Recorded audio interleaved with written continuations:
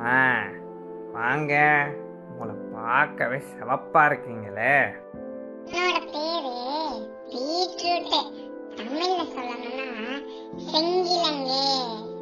உங்களை சாப்பிட்றதுனால என்ன பயன் இருக்கு? சிறுநீரகம், பித்தப்பை, கல்லீரல் எல்லாம் உடம்புக்குள்ளதானே இருக்கு. அதுல வர நச்சுக்கெல்லாம் சுத்தம் பண்ணுவேன்.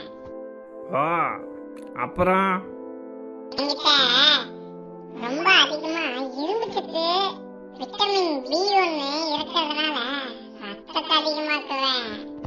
ஆ, நீங்க சிவப்பா இருக்கும்போது நினைச்சேன்.